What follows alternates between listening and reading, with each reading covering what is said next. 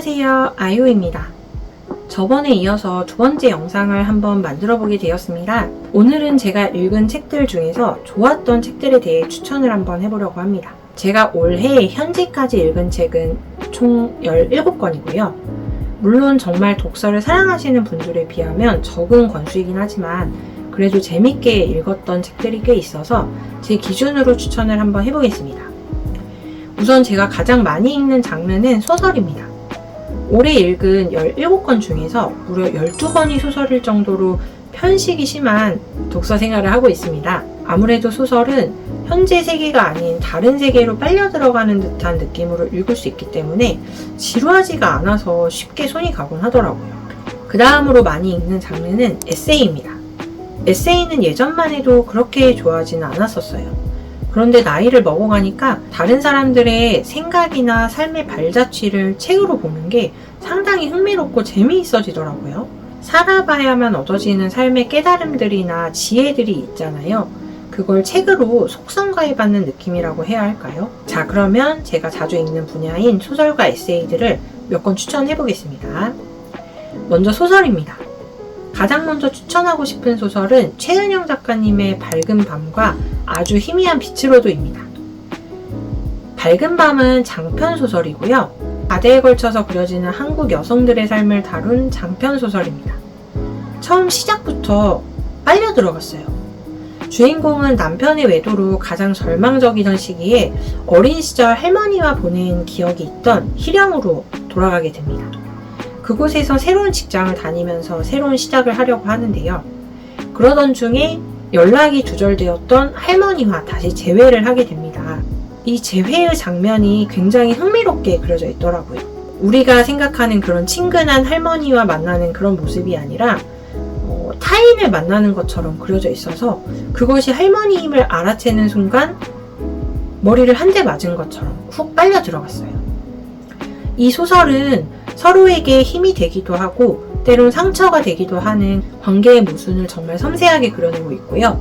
읽으면서 어쩔 수 없는 상황들이 속상하고 답답하기도 하지만 너무 공감되기도 했어요. 읽다 보면 왜 그렇게 저희 엄마가 생각이 나던지 결국엔 눈물이 고이는 그런 소설이었습니다. 아주 희미한 빛으로도는 단편들을 모아놓은 단편소설집입니다.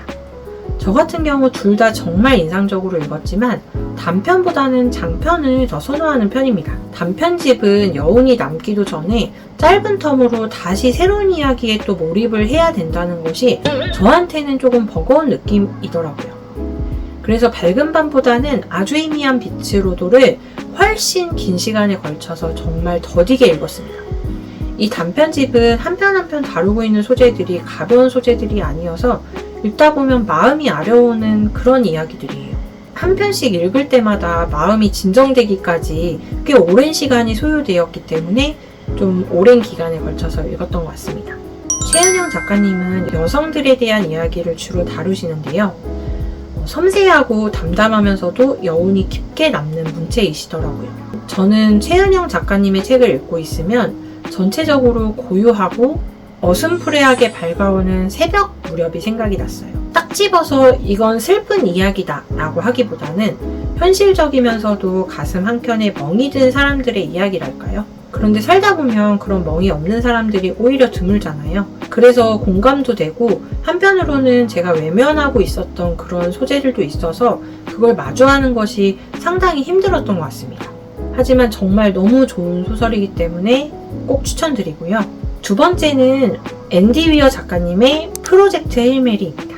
혹시 여러분 마션이라는 소설 아시나요? 영화로도 나왔는데요. 저는 소설로 마션을 먼저 접했어요. 굉장히 위트 있고 유머러스한 문체를 갖고 있는 작가님이셔서 주로 어려운 과학 지식들이 다수 등장하는 소설임에도 불구하고 술술 읽힌다는 것이 가장 큰 장점인 것 같습니다. 말장난스러운 인물들의 대화가 자주 등장하는데요. 읽다 보면 저도 모르게 실실 웃고 있더라고요. 프로젝트 헤일 메리의 주인공은 어느 날 갑자기 깊은 잠에서 깨어나 눈을 뜨게 되는데 놀랍게도 그가 깨어난 곳은 아득한 우주 한복판에 있는 어떤 우주선 안이었습니다.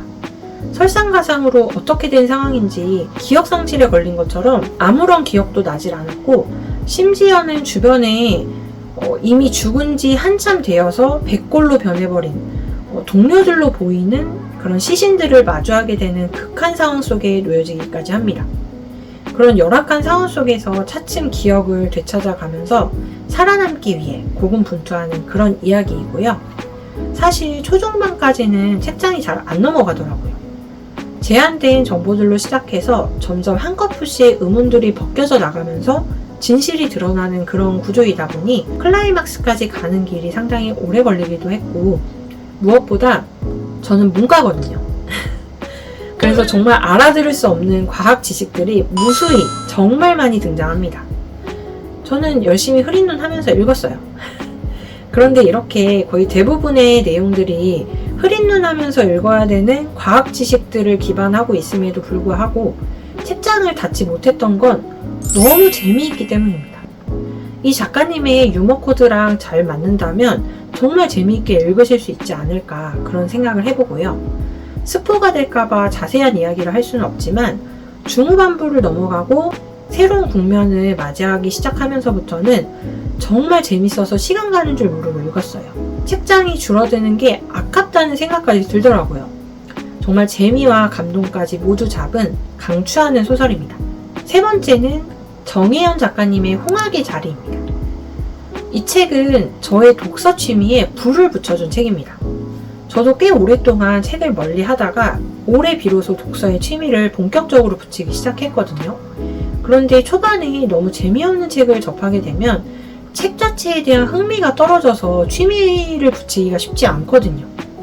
그런데 홍학의 자리는 오늘 나 정말 10분만 읽어야지 하다가도 눈을 떼지 못하고 후루룩 그냥 읽어버리게 되는 그런 소설이었습니다. 추리 스릴러 장르라서 스포가 될 수 있기 때문에 자세한 이야기를 할 수는 없지만 이런 장르를 좋아하시는 분이라면 틀림없이 재밌게 읽으실 수 있으실 거예요. 이미 너무 유명하기도 하고요. 저도 너무 재밌게 읽었기에 추천합니다. 그리고 소설 마지막 추천은 알랭드 보통의 왜 나는 너를 사랑하는가. 이 책은 제가 굉장히 오래전부터, 그러니까 거의 한 10년 전부터 알고는 있었던 책입니다. 하지만 너무 철학적인 제목 때문에 선뜻 손이 가지는 않았던 책인데요. 최근에서야 읽고 정말 감탄했던 소설입니다.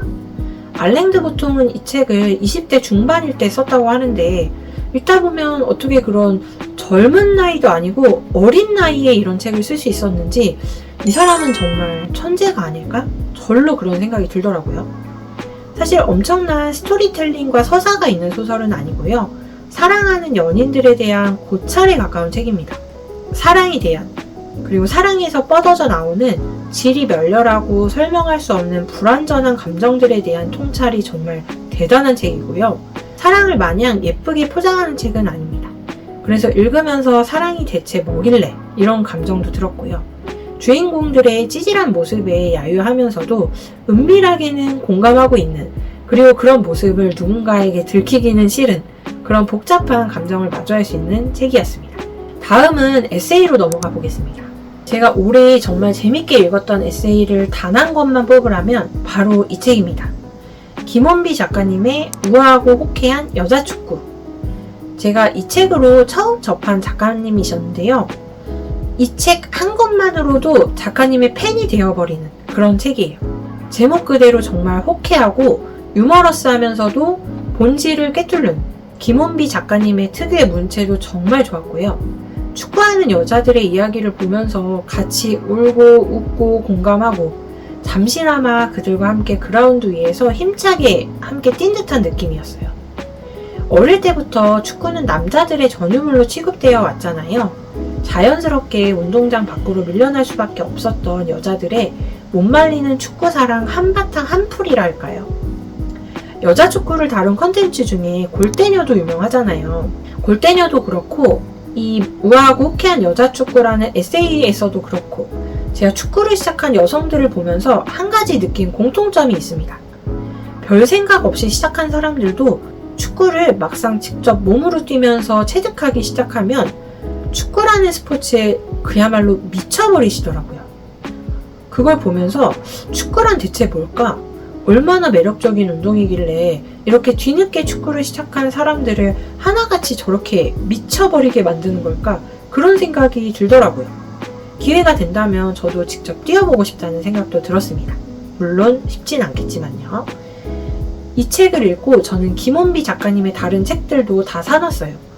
시간이 되면 다 읽어볼 생각입니다. 두 번째 책은 박정수 작가님의 좋은 기분이라는 책입니다. 이 책의 이력은 상당히 특이한데요. 박정수 작가님은 녹기전에라는 아이스크림 가게를 오래전부터 운영하고 계십니다. 그리고 같이 가게를 꾸려나갈 동료를 모집하기로 하셨는데요. 녹기전에라는 아이스크림 가게가 추구하는 방향에 대한 접객 가이드를 직접 쓰셨다고 해요. 동료를 모집하는 동안 온라인상의 그 가이드를 누구나 열람할 수 있도록 공개를 하셨는데요. 그것이 상당한 반향을 일으키면서 결국 책으로까지 나오게 되었다고 합니다. 그런데 이 책은 단순히 접객을 잘하는 방법에 대한 가이드가 아니에요. 좋은 기분은 일과 삶을 대하는 태도에 대해서 다루고 있습니다. 접객을 잘하고 내 일을 잘하기 위해서는 결국은 내 삶을 잘 살아가는 게 가장 중요하고, 일과 삶은 따로 떼어놓고 생각할 수 있는 것이 아니라 유기적으로 연결되어 있다는 깨달음을 주는 그런 책입니다. 아마 최근에 제가 읽었던 책 중에서 가장 북마크를 많이 했던 책이 아닐까 싶어요. 팍팍해진 요즘 세상에서도 아직 이런 생각을 가지고 삶을 살아가는 사람이 있구나. 나는 지금까지 얼마나 안일하게 살았는가. 저 스스로를 돌아보면서 느슨해진 저의 삶의 태도를 반성하게 되는 계기도 되었습니다. 그리고 각박해진 요즘 세상에 어딘가에 이런 가게가 존재한다는 생각만으로도 마음의 온기가 1도쯤은 올라가는 것 같은 그런 책이었습니다. 언젠가 녹기 전에 매장에도 꼭 한번 방문해보려고 합니다. 그리고 마지막 세 번째 책은 김규림 작가님의 뉴욕 규림일기입니다. 이 책은 에세이라고 해야 할지 여행기라고 해야 할지 모르겠어요. 둘 다 해당이 되는 것 같습니다.